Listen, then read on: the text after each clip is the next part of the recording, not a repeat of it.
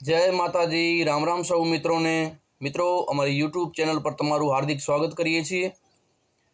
मित्रों आजना विडियो में आपणे एक रसप्रद माहिती सांभळशुं। मित्रों अत्यारे उनाळानी सीजन चालू छे, आपणे लगभग एवो कोई दिवस खाली नहीं होय के आपणे आमरस नहीं पीता होईए। तो जे तलालानी प्रख्यात केसर केरी छे एनुं नाम केसर केरी केवी रीते पड्युं एनी रसप्रद माहिती आजना विडियो में आपणे सांभळीशुं। ઉનાળાની કાળઝાળ ગરમી શરૂ થાય ત્યારે આપણને બીજું કંઈ ગમે કે ના ગમે, પણ એક વસ્તુ ચોક્કસ ગમે છે, એ છે ફળોનો રાજા એટલે કેરી। અને એમાંય જો કેસર કેરીની વાત કરીએ તો તે ખરેખર ટોચ ઉપર છે। ભારતની 1000 કરતાંય વધુ કેરીની જાતો છે, જેમાં ગીરની કેસર કેરીનો વટ જ કંઈક અલગ છે।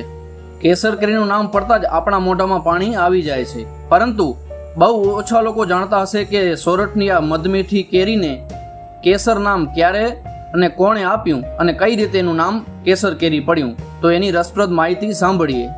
ખરેખર તો 25મી મે 2026ના રોજ આ કેસર કેરીના નામકરણને 92 વર્ષ પૂરા થયા છે।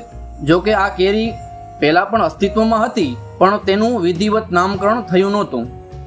વંથલીના વેણુ રેવન્યુ સર્કલ ખાતે ચમસી અને રબારી જાતની દેશી કેરીના બગીચાઓ લહેરાતા હતા। આ બગીચાઓમાં જૂનાગઢ સ્ટેટના વજીર સાલેભાઈ ઈદુ અવારનવાર આંટો મારવા જતા હતા। 1934ની આસપાસ એક દિવસ કેરીની લણણી વખતે તેઓ ત્યાં હાજર હતા અને તેમણે કુદરતી રીતે પાકેલી એક અનોખી કેરીનો સ્વાદ ચાખ્યો। આ સ્વાદ એવો અદ્ભુત હતો કે વજીર સાહેબની દાઢે વળગી ગયો।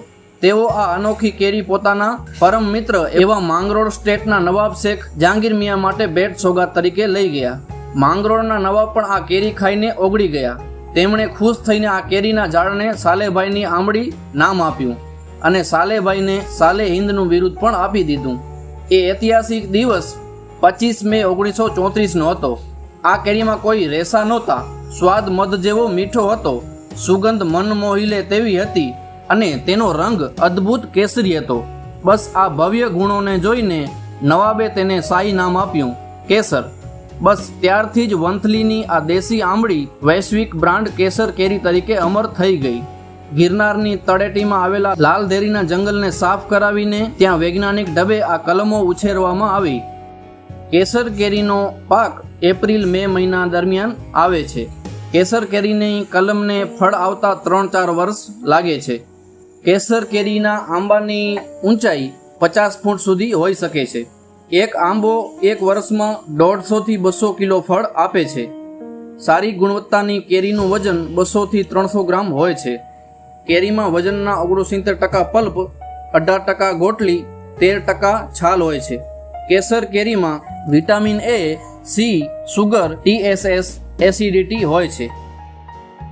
તો મિત્રો આ રસપ્રદ માહિતી તમને કેવી લાગી? વિડીયો પસંદ આવ્યો હોય તો વિડીયોને લાઈક કરી દેજો અને શેર પણ કરી દેજો। મળીશું કોઈ એવી નવી માહિતી સાથે, નવા વિડીયો સાથે। ત્યાં સુધી સૌને જય માતાજી, રામ રામ।